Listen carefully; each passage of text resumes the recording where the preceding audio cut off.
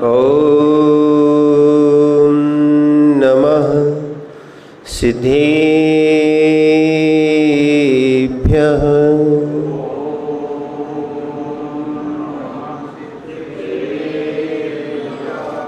ॐ नमः सिद्धेभ्यः।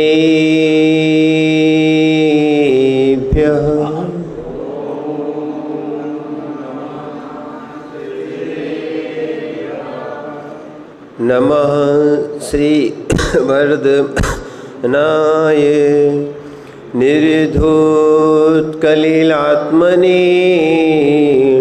सालोकानां त्रिलोकानां यद्विद्यादर्पणायति। नमो अरिहन्ताणं नमो सिद्धाणं नमो आयर्याणं नमो वज्रायाणं नमो लोहे सवसाहुणम्। गुरुर्भक्त्या वयं सार्धौ द्विपदुतैवर्तिनः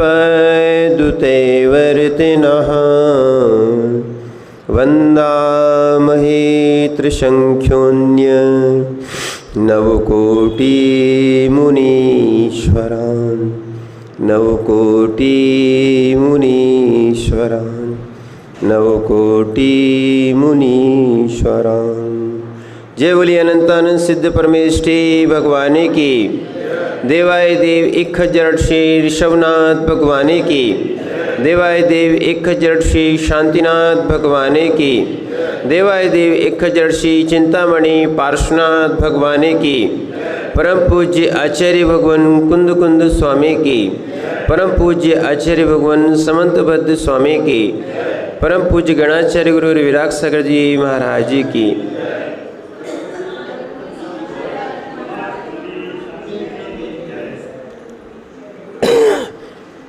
भू चेतनात्माओं, आचार्य भगवान समंतबद्ध स्वामी इस श्रावकाचार ग्रंथ में उन भगवानों की जो देशना है वो हमारे लिए बता रहे हैं।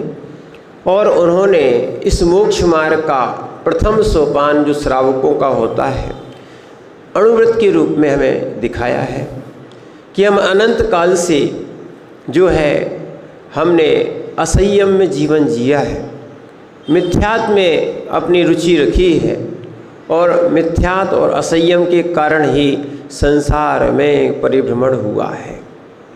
एक बार सम्यक सहित अगर हमने व्रतों को स्वीकार कर लेते तो हमारा संसार जो है ना वो बिल्कुल अल्प रह जाता। सम्यक्त मात्र से ही अर्धपुद्गल परावर्तन हो जाता है।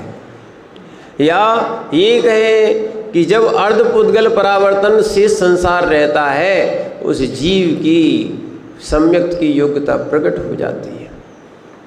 क्या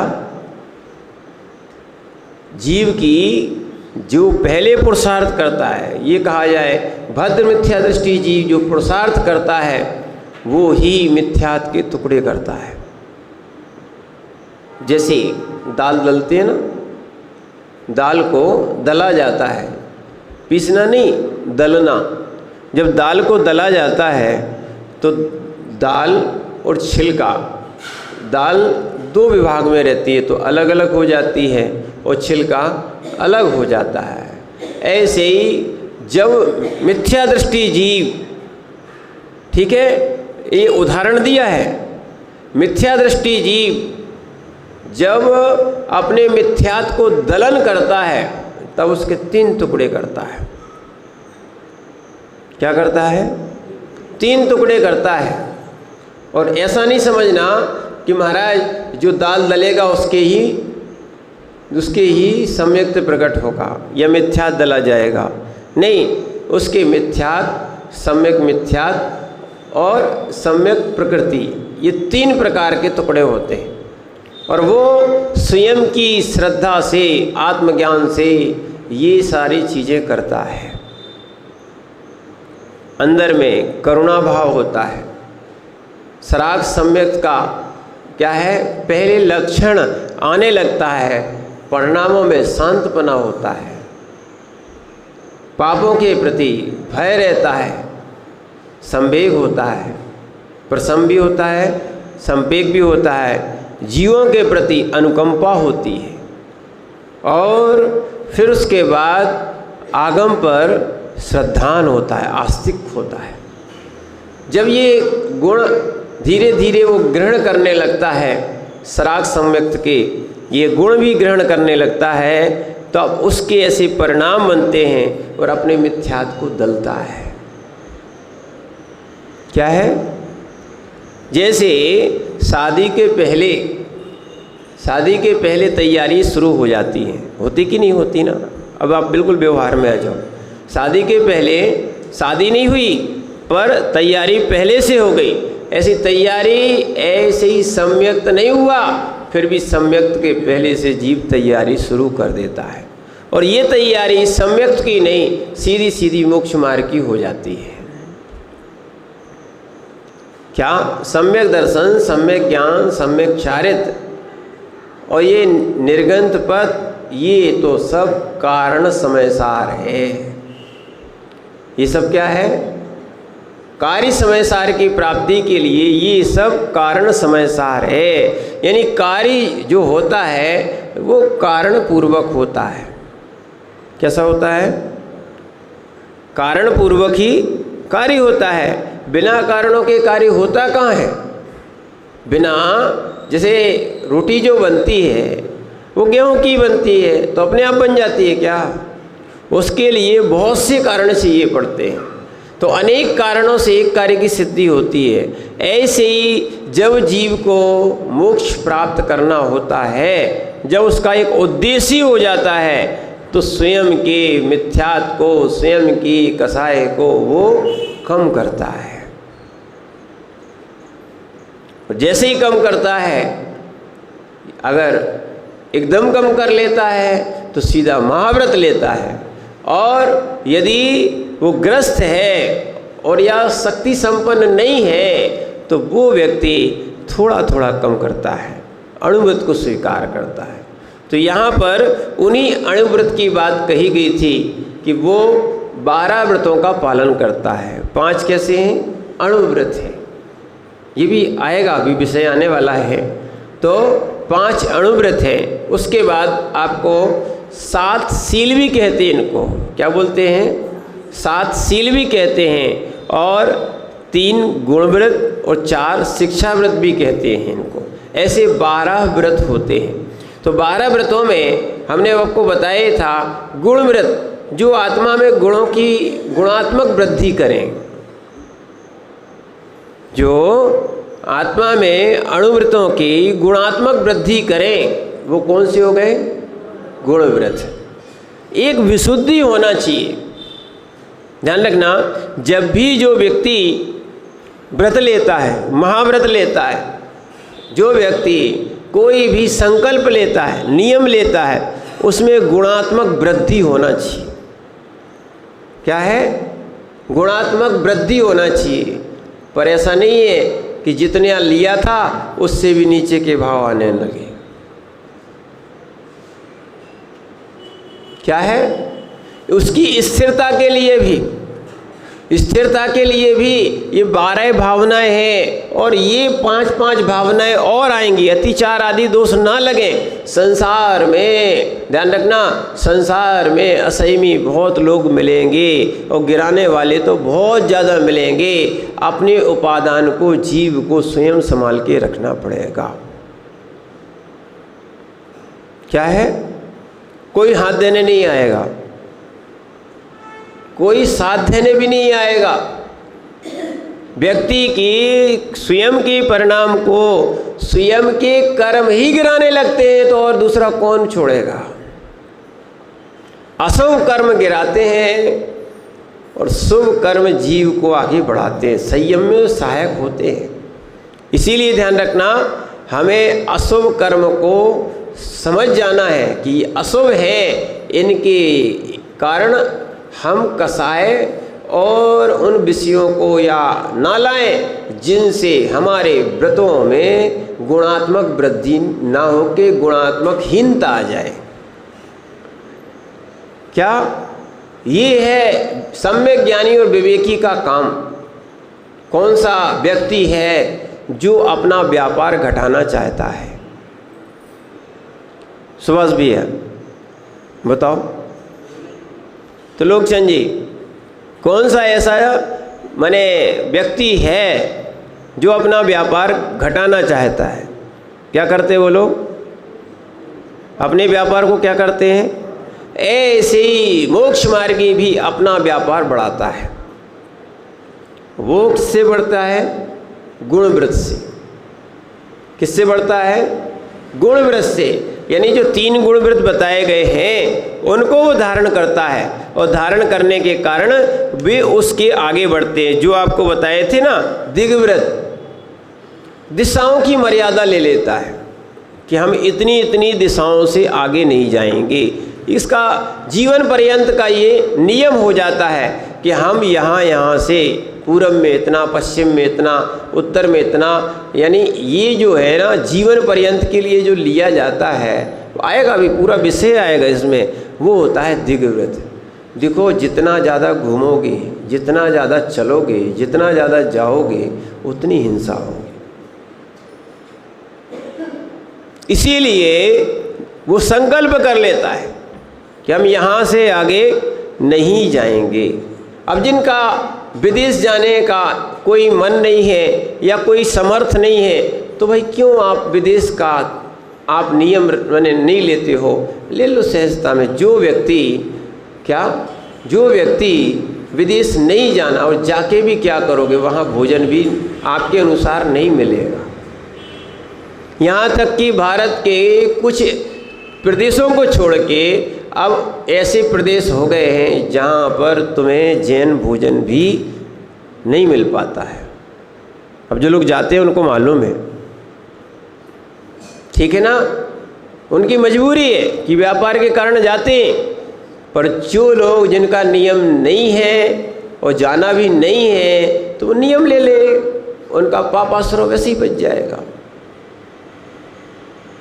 क्यों वकील साहब, जाना है क्या? नहीं जाना ना? अरे भारत के बाहर क्या ऐसे ऐसी जगह है, जैसे आप नागालैंड कभी नहीं जाओगे। सुनना, ऐसे ऐसे स्थान हैं जहाँ पर आपको हैं बहुत कुछ जैन, पर फिर भी बेचारे वो लोग जैन हैं, नाम के भर जैन हैं, बाकी तो उनका भी बहुत कुछ अलग अलग व्यवहार चलता है। क्या है? वहाँ धर्म देखते नहीं मिलता। हर जगह तुम्हें हिंसा के बिल्कुल साधन भी मिलेंगे और मांस मांस के ही दर्शन होंगे। नहीं, बुंदेलखंड नहीं, राजस्थान भी है, गुजरात भी है, बहुत ऐसे दिल्ली साइड भी है। ये थोड़े से हिस्से ऐसे हैं। पर हम लोग अभी वर्तमान में जब गए ना, जब हम लोग यहाँ पर उत्तर प्रदेश और बिहार और झारखंड में देखा ना, हर जगह हिंसा ही हिंसा। क्या है? और आगे बढ़ते जाओगे हिंसा ही हिंसा मिलेगी आपको। तो कहने का तात्पर्य ये है, क्या है? हाँ, सुनना, ये लोग नहीं समझ पा रहे हैं, पर वास्तविकता है जीवों का घात करके कोई धर्मात्मा नहीं हुआ है। आज इसी को चर्चा है, आज ये अपना अणुव्रत प्रारंभ होने वाला है। तो अभी दिग्व्रत है। दिग्व्रत यानी होता है हम दिशाओं की मर्यादा कर ले, विचार कर लो, और विचार करने के बाद जीवन पर्यंत के लिए क्या करना? मर्यादा कर लेना कि हम इसके बाहर। ध्यान रखना, जो व्यक्ति भ्रमणचारी होता है और सर्वार्थ सिद्धि में भी आया, संसरण वो करता है, संसरण जो करते हैं, संसरण इति संसारा, घूमने वाला जो है ना संसारी होता है। इसीलिए जिनको घूमने की आदत है, क्या है? घूमने की आदत है, ये अहिंसक कहाँ? इसीलिए दिग की मर्यादा करता है। फिर एक और ध्यान रखना, दूसरा दिया अनर्थ दंड व्रत। क्या था? गुण व्रत में अनर्थ दंड व्रत। अनर्थ दंड का है निष्प्रयोजन कार्य नहीं करना। ये भी सही है। सरकार भी बोलती है कि आपको जितना पानी चाहिए उतना आप उपयोग करो, फैलाओ मत। क्या है? फैलाओ मत। पर आप लोग नहीं समझ में आता है कि आप लोग जैन हो रहे हो और आप धर्म ध्यान कर रहे हो। आपको मालूम है एक बूंद में कितने जीव होते हैं? कितने जीव होते हैं? कितने जीव होते हैं? कितने जीव होते हैं? भूल गए? असंख्य जीव होते हैं। कितने होते हैं? और आप जब अपने सड़क को धोते हो, कितनी चीज़ों को धोते हो, कितने सारे जीवों को आप घात कर देते हो।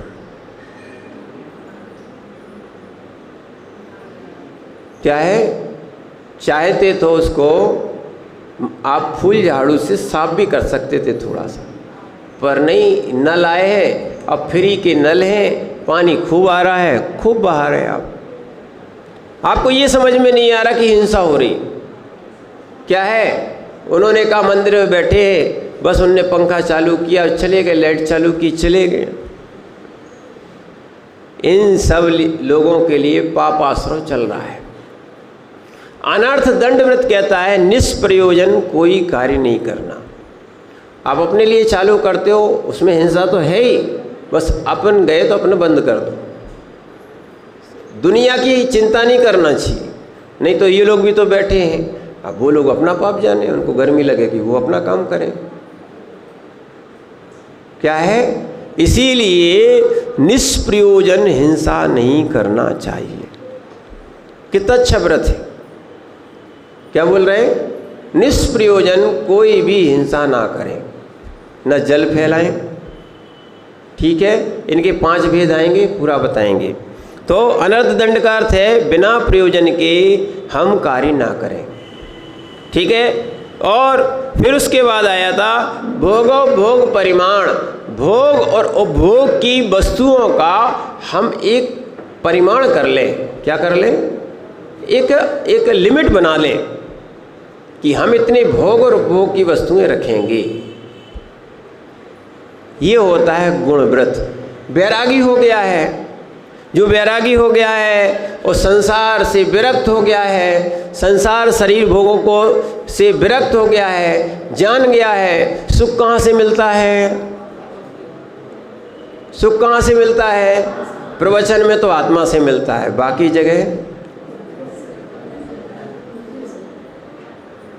जगह ऐसी धारणा बना के नहीं रखना। शैलेश भैया, जिनने ऐसी बातें कही उनका संशय में, फिर अब ये कहेंगे उनका ज्ञान कैसा है? संशय में है, दृढ़ता नहीं। देखो, कर पाओ या ना कर पाओ, असत्य का सपोर्ट नहीं करना चाहिए, अहिंसा की अनुमोदना नहीं करना चाहिए, हिंसा की अनुमोदना नहीं करना चाहिए। क्या है? लोगों की क्या है? हाँ है, संसार में बहु मिथ्या दृष्टि है, बहु यानी बहुत सारी मिथ्या दृष्टि है। तो क्या हम अपने सम्यक को छोड़ दें? बताओ। संसार में अब जैनों की बिल्कुल पॉइंट के बाद आने लगी गिनती, सुनो। और उसके बाद इतने से अहिंसक हैं, अब सोच लेना। और क्या हम अपनी ये क्या बोलते, यानी जनसंख्या ज़्यादा होने से, बहुमत ज़्यादा होने से क्या हिंसक बन जाए? क्या कैसे? आप ध्यान रखना, हमसे जितनी बन सकती है ध्यान रखो। इसीलिए हमने आपसे कहा है, ऐसे बहुत सोदिया जीव पैदा हो गए। कौन से? सोदिया। ठीक है ना। जो है ना करते तो कुछ नहीं है, उपदेश बहुत बहुत बड़े देते हैं। समझ रहे ना बात को। ऐसे बहुत से सोदिया जी पैदा है। क्या है वकील साहब, रायचंद जी एक नहीं हुए, हर घर में रायचंद जी हैं। कैसे हैं? रायचंद जी एक नहीं है, हर घर में बिना, और आप तो फीस लेते हो, बिना फीस के मिलते हैं रायचंद जी। क्या है? ऐसे ऐसे सोदिया जीव हो गए हैं, कोई व्रत लेना चाहे तो 17 नियम बता देते, उसको लेने नहीं देते, माने उसकी विशुद्धि घटा देते लोग। ये नहीं है कि अगर छोटा सा भी व्रत ले रहा है उसकी अनुमोदना करो। आपने जैन दर्शन को समझा कहाँ है? यहाँ तो मांस नहीं, कौए के मांस त्याग को भी त्यागी कहा है। अब सोदी अजीब खड़े हो जाएंगे, गुड़ खाएं गुलगुले को परहेज करें, गुड़ खाएं गुलगुले को परहेज करें। अब क्या करोगे? ऐसे ऐसे सोदी अजीब हैं जो है ना, जो सही बता रहे आपसे कि जो असंयम की ही पुष्टि करते रहते हैं। संयम की आप अनुमोदना नहीं करते हो। अच्छा किया, जितना लिया ना अच्छा लिया। देखो आप जो कर रहा है, अगर बढ़ाना है तो आपको यही देखना पड़ेगा और यही कहना पड़ेगा, जो कर रहे हो थोड़ा अच्छा कर रहे हो तो वो थोड़ा थोड़ा आगे करता जाएगा, बढ़ेगा। और तुमने क्या दिया? नहीं, अब तो तुमने कौए के मांस से क्या मतलब, कौन खाता कौए का मांस? जिनागम पे आओ ना। और यहाँ भी यही चीज़ बताई जा रही, संक्लिष्टता में नहीं आओ। हाँ, धीरे धीरे आगे बढ़ते जाना। प्रयास ये करना कि हम आगे बढ़ते जाए, पूरी अहिंसा का पालन करें। नहीं है तो जितना बन रहा है हम उतना तो करेंगे। क्या करेंगे? बस टांग खींचने वाले अगर कम हो जाएं तो भारत की उन्नति हो जाएगी।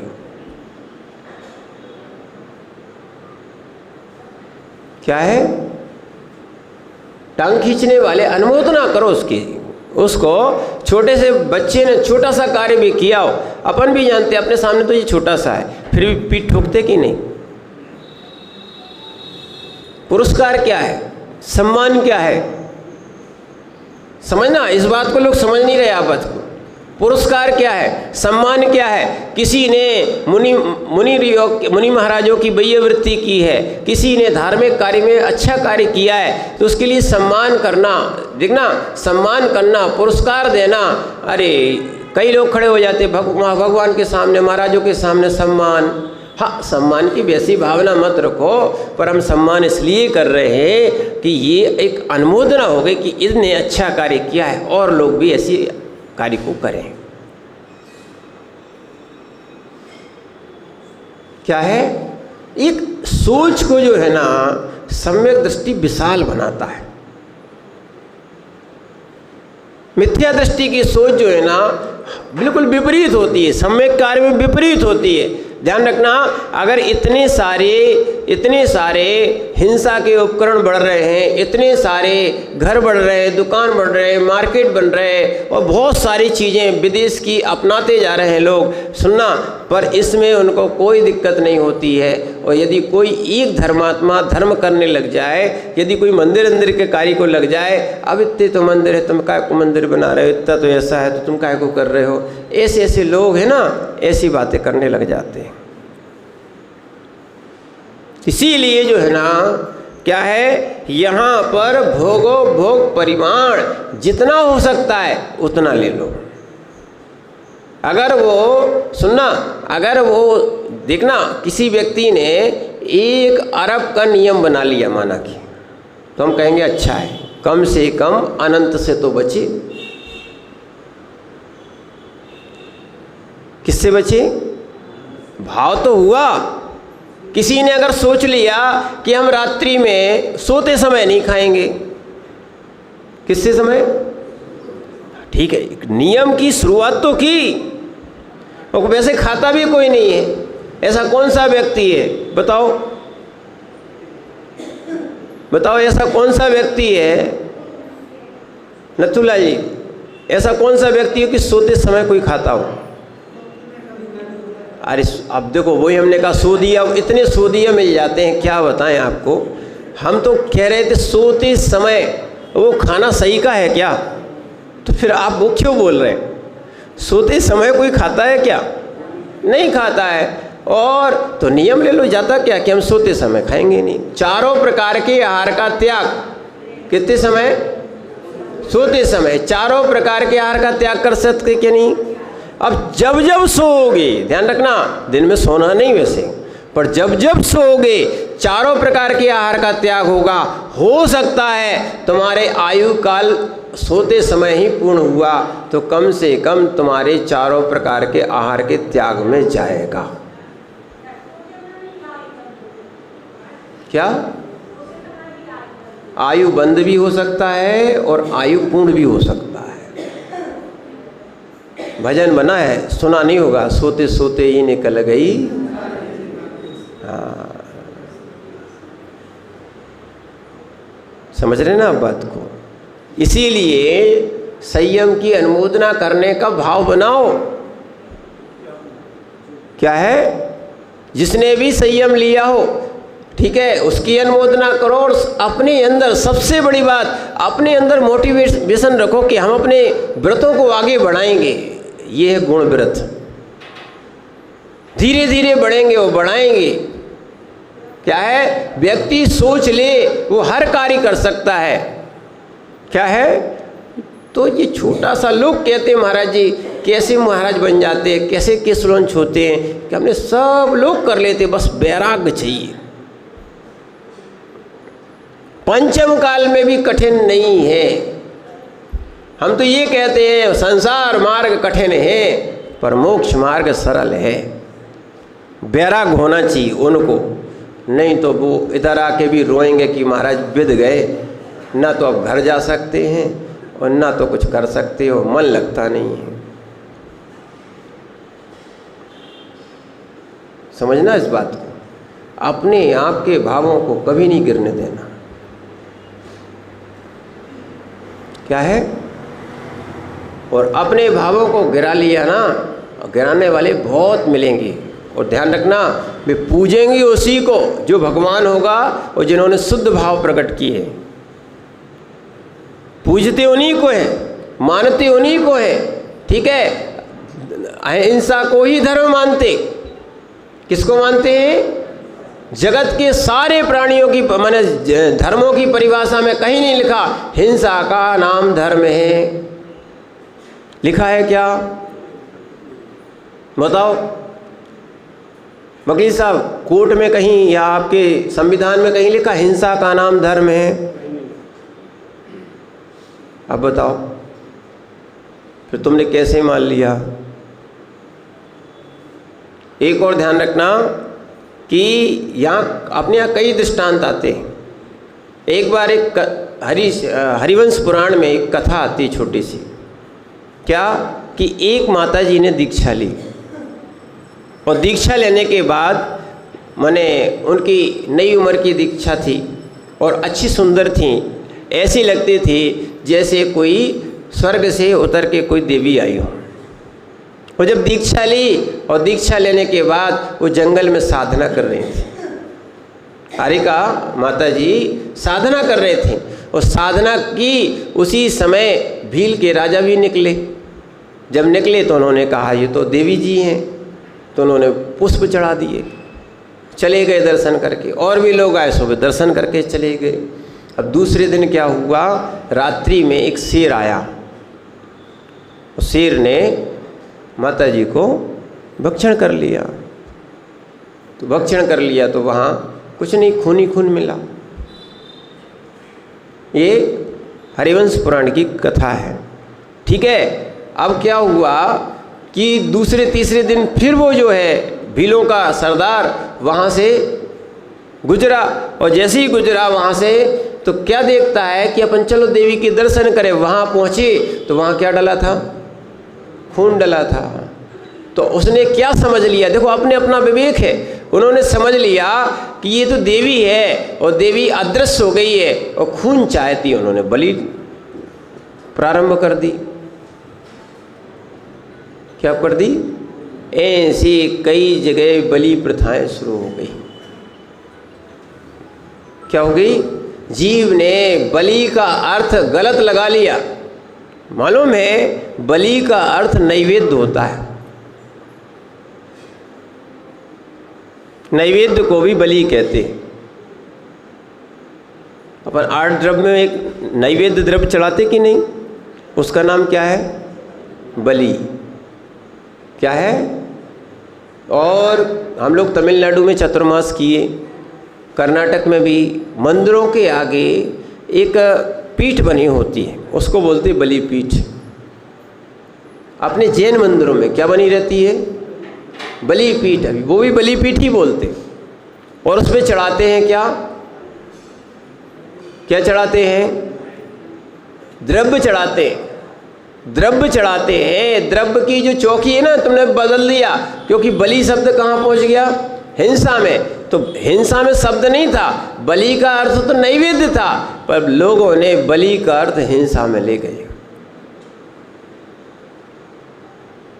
बलि का अर्थ क्या है? नैवेद्य।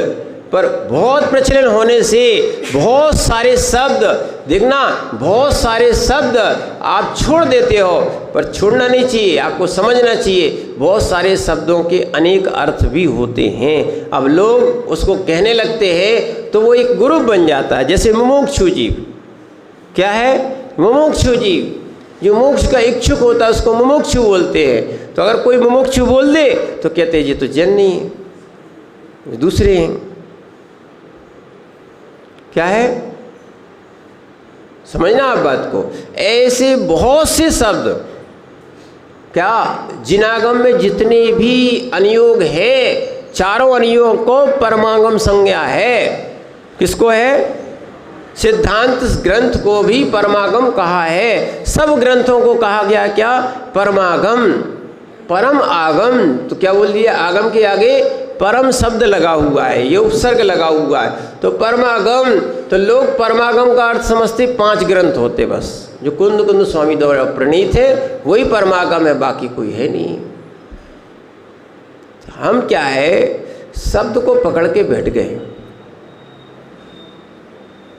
क्या है? ध्यान रखना, ये भी आलाप पद्धति पढ़ोगे तो आपको समझ में आएगा। अपने ग्रंथों में सब कुछ लिखा है। वकील साहब, सर्व शब्द को आचार्य ने कहा, सर्व शब्द ये तो उपलक्षण है, एक शब्द का एक ही अर्थ कर लिया तो आप ध्यान रखना एकांतवादी मिथ्या दृष्टि हो जाओगे। उसमें लिखा है सर्व शब्दा प्रकारवाची, कालवाची, नियमवाची, अनेकांतवाची वा। क्या लिखा है? ये सर्व शब्द एकांत नहीं है, इसमें बहुत सारी चीजें हैं। क्या है? शब्द जो है ना, शब्द का एक अर्थ नहीं होता। एक और ध्यान रखना, शब्द के बहुत से अर्थ होते हैं। हम लोगों ने जब धातु कोश भी पढ़ा तो उसमें लिखा था 3-3 अर्थ दिए थे, एक एक धातु के 3-3 अर्थ दिए थे। बोले ये तो थोड़ा सा अर्थ है, कई अर्थ भी होते हैं। क्या होते हैं उसके? और हमने एक पढ़ लिया, वही हमारी धारणा में होता है। जैसे ध्यान रखना, बहुत सारी विपरीत मान्यता। आज का अर्थ पुराना धान्य होता है। क्या होता है? पुराना धान्य। ऐसा गुरुजी ने नारद को, वसु को और पर्वत को यही पढ़ाया था। क्या पढ़ाया था? हवन करना चाहिए किससे? पुराने धान्य से। और पुराने धान्य का सीधा एक नाम दिया था अज। ठीक है ना? अब लोगों ने अज का अर्थ बकरा भी होता है और अज का अर्थ पुराना धान्य भी होता है, तो लोगों ने अज का अर्थ पुराना धान्य ना करके बकरा कर दिया, तो लोग बड़ी चलाने लगे। हवन में, यज्ञों में क्या चलने लगा? चल रही प्रथाएं चल गई। बताओ, भगवान किसी की बलि क्यों मांगेंगे? जो सब जीवों पे करुणा करने वाले हैं, अहिंसा को धर्म बताते हैं, वो हिंसा को धर्म कैसे मानेंगे? कोई भी हो, चाहे कोई रहम की बात करे, चाहे कोई दया की बात करे, ठीक है ना। अब बताओ, जिस गाय को लोग कहते हैं इसमें करोड़ों देवी देवता निवास करते हैं, फिर उसका मांस क्यों खाते हैं लोग, उसका चमड़ा क्यों पहनते हैं लोग, बहुत सारी चीज़ों में क्यों करते हैं उसका उपयोग। एक तरफ तुम स्ववचन बाधित हो जाते इसको बोलते हैं, एक तरफ तुम उनको कहते हो क्या ये देवी देवता हैं, यानी तुम्हें श्रद्धा का विषय होना चाहिए था और तुमने भक्षण का विषय बना लिया और भोग का विषय बना लिया। इसीलिए भोगोपभोग परिमाण कह रहा है कि हमें जिन वस्तुओं में लगता है ये हिंसा है उनका त्याग कर दें, नहीं तो कम से कम एक सीमा बना लें। क्या बना लें? एक मर्यादा बना लो। आप ध्यान रखना, अनलिमिट में मत जियो, लिमिट में रहो। क्या है? अनलिमिट में अनलिमिट पापाश्रय होता है। क्या होता है? अगर सोते समय भी आपने त्याग किया है तो आप त्याग की श्रेणी में आ जाएंगे। क्या है? और ये तो सब कर सकते हैं, ऐसा कोई नहीं है। अगर जिनको नियम लेना है अपना कायस्वर कर लो, क्या दिक्कत है। सोते समय कौन खाता है? क्या है? चारों प्रकार के आहार का त्याग। पानी भी पियोगे तो उठ के ही पियोगे, दवाई भी खाओगे तो उठ के ही खाओगे। सोते समय कोई खाता है क्या? नहीं खाता है। कायस्वर कर लो, कम से कम अपने त्याग के संस्कार तो बने। पहले ऐसे करो, फिर अपन को निष्प्रयोजन जो जो दिखे वो अपन छोड़ देंगे। फिर ध्यान रखना, जब आगे जीव बढ़ता जाता है तो जो हमारे प्रयोजन भी है पर उनमें हमें आसक्ति नहीं है, इसलिए हम वो भी छोड़ते हैं। क्या है? पाप को तो पाप दुनिया कहती है, पुण्य को छोड़ने वाले भी भगवान बनते हैं, पुण्य को भी छोड़ देते हैं। क्या है? ध्यान रखना, पुण्य को भी छोड़ देते हैं, वो भगवान बनते हैं। इसीलिए यहाँ पर अहिंसा की बात आ रही। और चार थे आपके, कौन से? सामायिक जो आदि थे वो क्या थे? शिक्षा व्रत, जो हमें मुनि बनने की शिक्षा दें। देखो, मोक्ष मार्गी है कौन? मोक्ष मार्गी है। और जो बिना मुनि बने मोक्ष किसको मिलेगा? फिर तो ऐसा हो गया हम बिना गर्भ हुए पुत्र उत्पत्ति हो जाए। ऐसा हो सकता है क्या? निज का पुत्र चाहिए है तो क्या है? गर्व तो होगा और पीड़ा भी सहन करना पड़ेगी। ऐसे ध्यान रखना, निज को मोक्ष चाहिए है तो आपको साधना की भी पीड़ा सहन करना पड़ेगी। क्या है? आपको वैराग रूपी गर्व रखना ही पड़ेगा।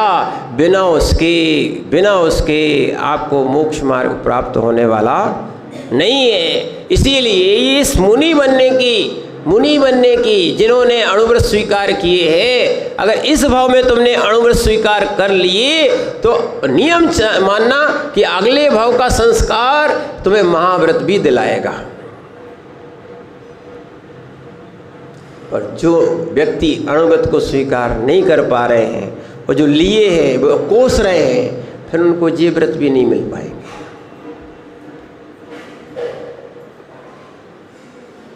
क्या है?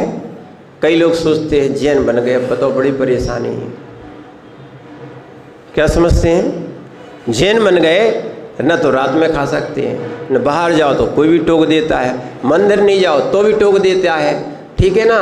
बड़ी परेशानी हो गई, जैन बन गए। जैन नहीं होते तो समझ लेना वो चंडाल लोग भी अच्छे हैं, अजैन लोग भी अच्छे हैं, जो जैन की क्रिया पालन करते, भले जैन नहीं हो, वो अगले भाव में जैन बनेंगे। समझना? और जो जैन बनने के बाद भी जैन जैसे कार्य नहीं कर रहे, समझना, अहिंसा धर्म का पालन नहीं कर रहे हैं, अणुव्रत का पालन नहीं कर पा रहे हो भैया, थोड़ा थोड़ा कम से कम। देखो जैसे अपन दुकान में करते हैं ना, अपन तो समझते हैं कि पूरी दुकान का माल बिक जाए। दुकान खोली गए को है इसलिए है कि पूरी दुकान का माल बिक जाए। अगर पूरी दुकान का माल नहीं बिकता है तो जो जितना ले जाए उतना ही अच्छा है कि नहीं, समझना। इसीलिए ऐसे ही व्रतों में हम लोग समझते हैं जिसने जितने लिए आप उनका पालन करो। और एक और बात, सबसे बड़ा डर रहता है महाराज जी टूट गया तो प्रायश्चित है। क्या है इसका? 4 कारण है, आपको बता दे रहे हैं। अतिक्रम, व्रतिक्रम, अतिचार, अनाचार।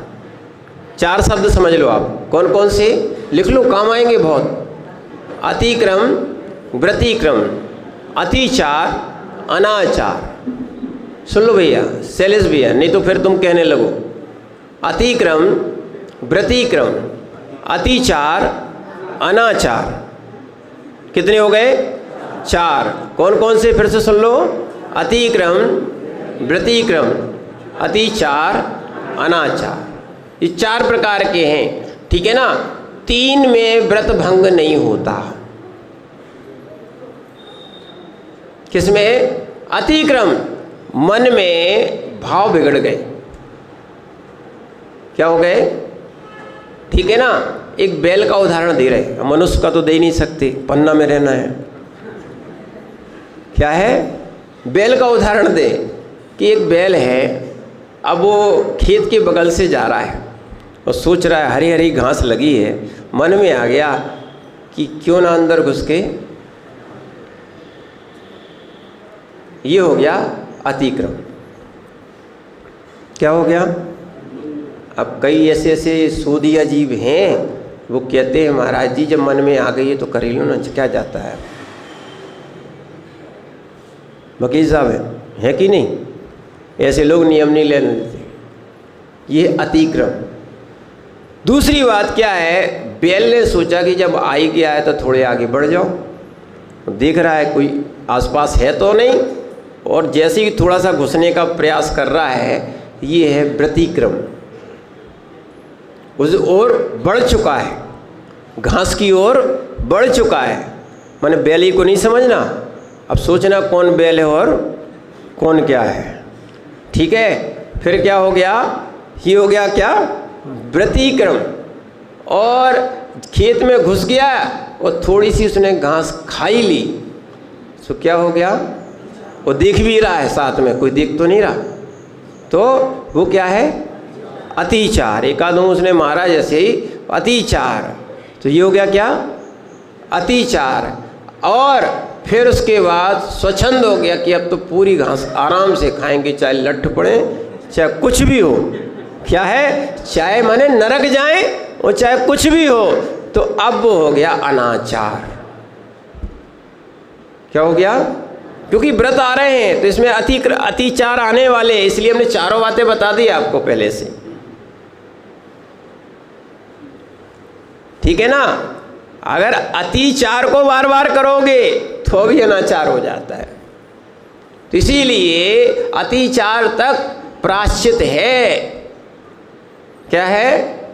उसकी शुद्धि हो सकती है, पश्चाताप है तो प्रायश्चित भी है, तो इसीलिए उनकी शुद्धि हो सकती है। तो इसीलिए व्रतों को स्वीकार करना चाहिए। और इसमें अणुव्रत का लक्षण आप पढ़ लो, यहाँ पर आचार्य महाराज ने लिखा हुआ है, और उसको अच्छे से समझ लो कि जो अणुव्रती है वो कैसी हिंसा का पालन करे। हिंसा की अहिंसा, हाँ, कैसी अहिंसा का पालन करे। छोटी सी अहिंसा बताई, संकल्पाकृत कारित, 53 नंबर का श्लोक है। संकल्पाकृत कारित मननाद्योग त्रयश्चर सत्वान्, संकल्पाकृत कारित मननाद्योग त्रयश्चर सत्वान्, न हिनस्ति यत्तदाहु, न हिनस्ति यत्तदाहु, स्थूलवदात् विरमणं निपुणा, स्थूलवदात् विरमणं निपुणा। पढ़िए।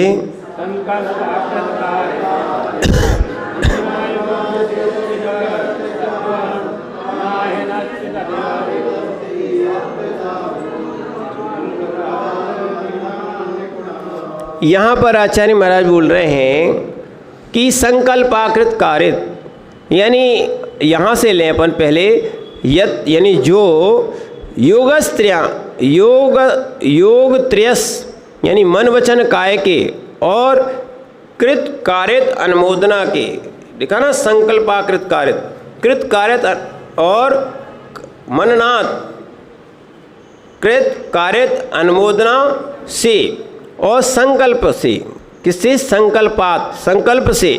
चर सत्वान, चर सत्वान का अर्थ होता है त्रस जीवों को, ना हिनस्ति नहीं मारता है, उसकी क्रिया को कौन ने? निपुणा गणधर आदि देव ने स्थूल वधात, स्थूल हिंसा से विरमणम विरक्त होना अहिंसाणुव्रत कहा है। अच्छे समझना इसको।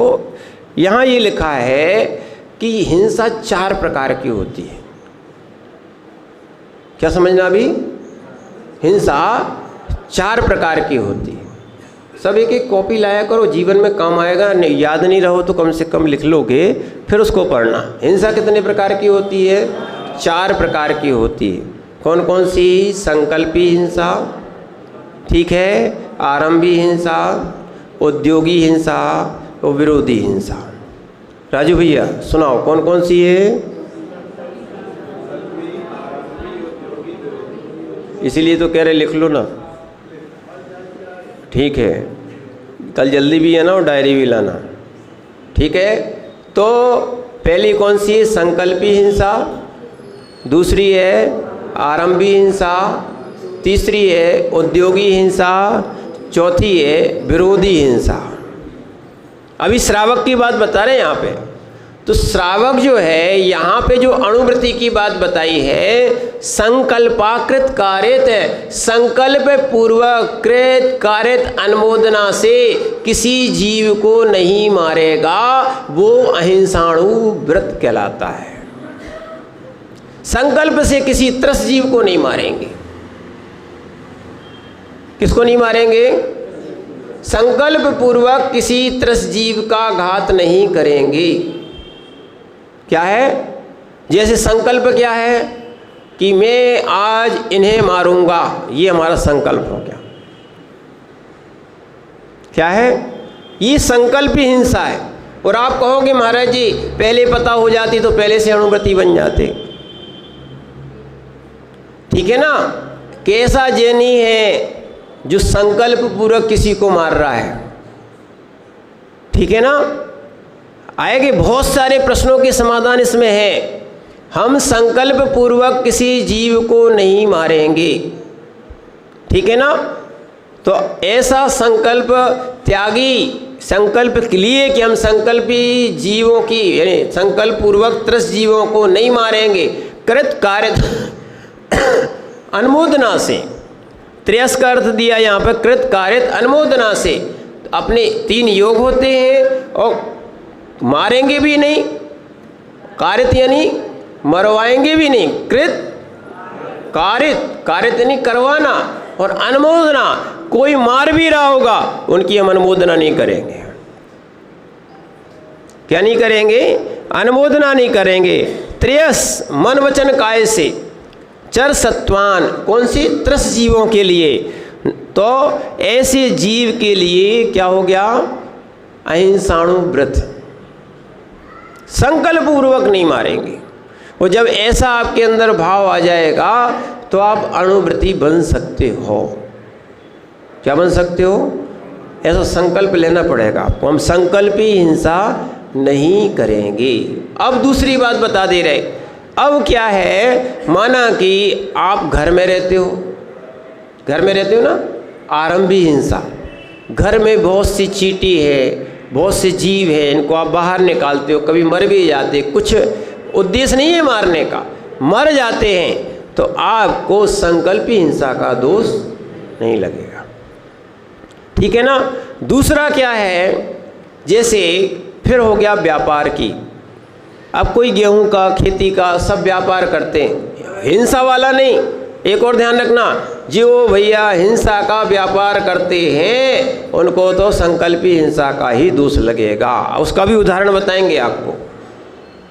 क्या क्या बोल रहे वकील साहब? आरंभी हिंसा। आरंभी का अर्थ होता है घर के कार्यों में जो हिंसा होती है, चूल्हा जलाते कि नहीं, झाड़ू पोछा करते कि नहीं करते हो, ये सब पंचसून जो होते हैं, क्या है, झाड़ू करना, उखली बुहारना, ये सब काम जो है ना, ये इसमें हिंसा हो रही है, तो सब आरंभी हिंसा। महाराज भोजन नहीं बनाते क्योंकि सब हिंसा का त्याग, अग्नि नहीं जलाते, सब हिंसा का त्याग है ना। इन पंचसूनों में जो हिंसा होती है आरंभ में, आरंभ की हिंसा महाराज नहीं करते।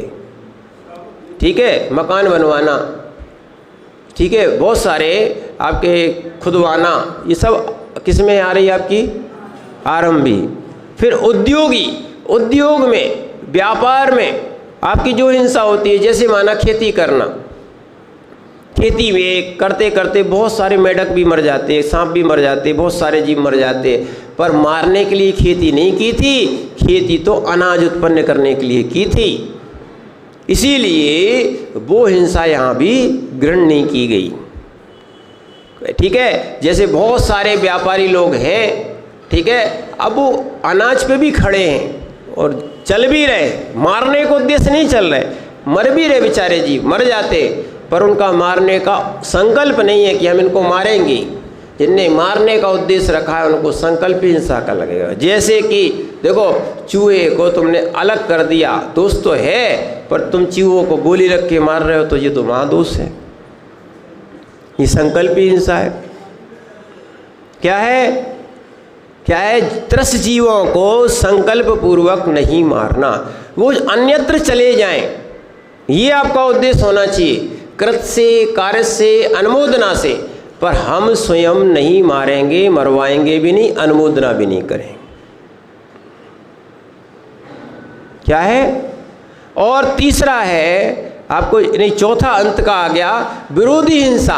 अब कोई मारने ही आ जाए तो हम दब्बू बन के थोड़ी रहेंगे, श्रावक हैं, राजा तक श्रावक होते थे, यहाँ तक तीर्थंकर तक अणुवृत्ति 8 वर्ष जैसे ही हुए, सुन लो भैया अच्छे से, तीर्थंकरों का नियम है और नियोग ही है, जैसे ही 8 वर्ष अंतर्मुहूर्त होता है, तीर्थंकर स्वज्ञान से अणुवृत्ति बन जाते, 8 वर्ष के, और तुम 60 वर्ष के भी हो रहे हो तो भी अणुवृत्ति बनने की विचार नहीं आ रहे। क्या है? रंगमहल 60 वर्ष के हो रहे हैं, फिर भी अपन को अणुवृत्ति बनने के भाव नहीं आ रहे। क्या? अरे भैया, हम आपको अब सीधा सीधा बताएंगे, संकल्प हिंसा का तो त्याग करना है, और ध्यान रखना, संकल्पी हिंसा करोगे तो सम्यक दृष्टि कैसे, हम तो फिर ये सीधा सीधा है।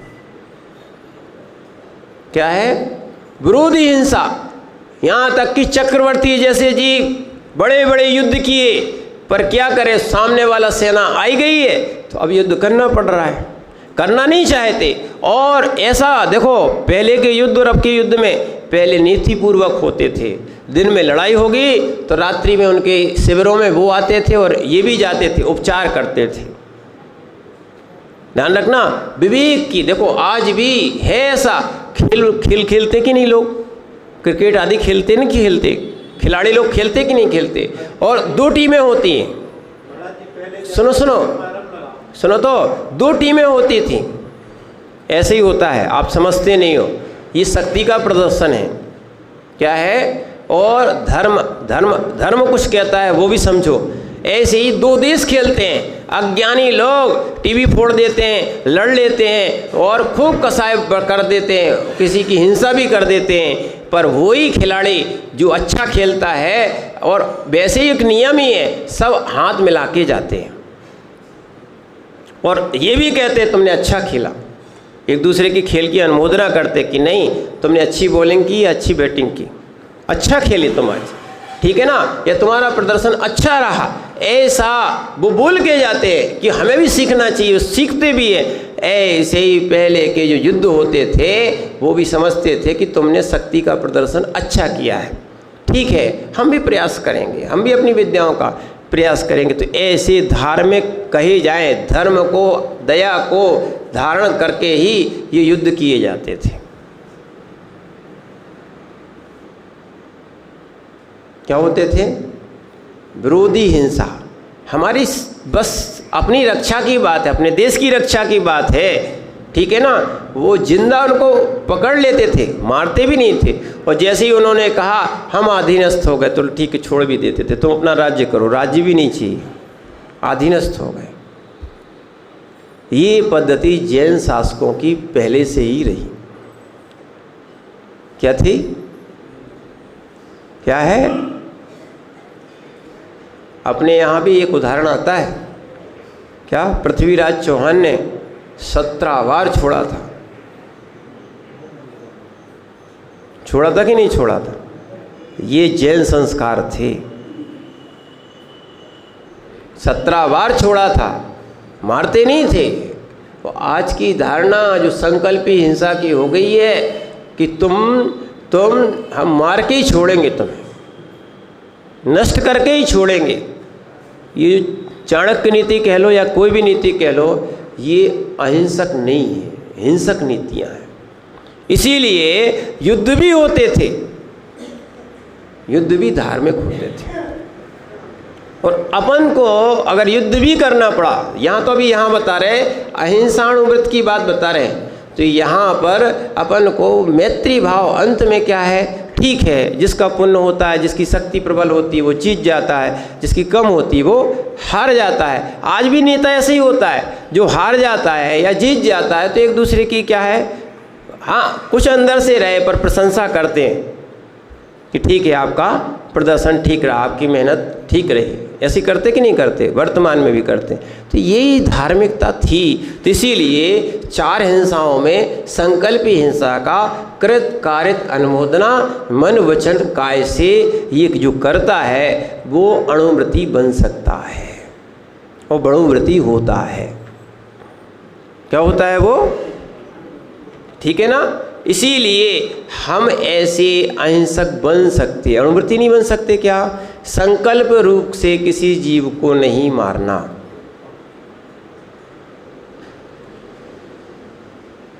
विचार करना, और अच्छी कार्य में ज़्यादा विचार नहीं करना, ठीक है ना। नहीं तो ज़्यादा विचार किया तो असंयम और असोभाव ने कब्जा कर लेंगे और वो तुम्हें व्रत नहीं लेने देंगे। क्या है? इसीलिए हमने पहले ही बोल दिया था, सिर नहीं श्रावक बनो। कसायों के सिर नहीं, श्रावक बनो, अणुव्रत के श्रावक बनो। इसके बिना मोक्ष मार्ग नहीं है। समय आपका हो गया, इसीलिए क्या अणुव्रत ले लो तो अच्छी बात है, और नहीं ले पाए तो फिर आप सम्यक दृष्टि के उस सम्यक्त को प्रकट करने के बाद फिर मोक्ष मार्ग कैसे प्राप्त करोगे? समझना आप बात को। वो सम्यक दृष्टि व्रत ना चाहे ऐसा हो नहीं सकता। क्या है? इसीलिए थोड़ा थोड़ा स्वीकार कर लो कि हम ये 4 प्रकार की हिंसा में, वकील साहब, कम से कम संकल्पी हिंसा तो छोड़ सकते हैं। ये दृढ़ता होना चाहिए और यही ज्ञान का निर्णय है। संकल्प पूर्वक ऐसी इल्ली मार, किल्ली मार, चूहे मार, सुनना क्या है, डीडीटी, बहुत सारी चीज़ें, खाद आदि जिनका व्यापार चल रहा हो, ये मारने के लिए हो, तो ये तो व्यापार बंद कर देना। क्योंकि वास्तविकता तो सत्य मानना, द्रव्य पुण्य से आ रहा है, पाप से नहीं आ रहा। किससे आ रहा है? पुण्य से आ रहा है तो आप ऐसे व्यापार बंद करके दूसरी चीज़ बेच लेना, पर हिंसक व्यापार को नहीं करना, अन्यथा कितने बार तुम्हारा घात होगा, फिर आपको ये कष्ट स्वयं उठाना पड़ेगा। इसलिए आप चाहो तो संकल्प हिंसा का अपन त्याग कर सकते हैं। यहाँ एक कहानी जब बाद में आएगी वो भी आपको सुनाएगी कि यमपाल चंडाल ने भी एक दिन चतुर्दशी के दिन हिंसा नहीं करने का नियम लिया था। राजा की आज्ञा भी हो गई थी, उसने नहीं मानी कि आज हमारी चतुर्दशी है और आज हम हिंसा नहीं करेंगे। ऐसा जीव भी इसमें आचार्य महाराज ने उसको अहिंसक माना है, अणुव्रती माना है। तो अपन कम से कम एक एक ले लें, सब ले लो तो अच्छी बात, नहीं तो कम से कम क्या करें, संकल्पी हिंसा ना करें, ठीक है ना। अब महिलाएं भी ध्यान रखना, नहीं तो आप जुए का वो क्या डालते हो सिर में, मेडिकर, सारे जुए मार दिए, अरे निकाल के अलग रख दो, उनके भाग वो जाने, ठीक है ना। पर कम से कम ऐसे, हाँ, नहीं तो हिट लगा दिया किस पे, जीवों पे, काकरोच चाकरोच पे हिट ही लगा दिया सीधा, माने वो सब मर गए।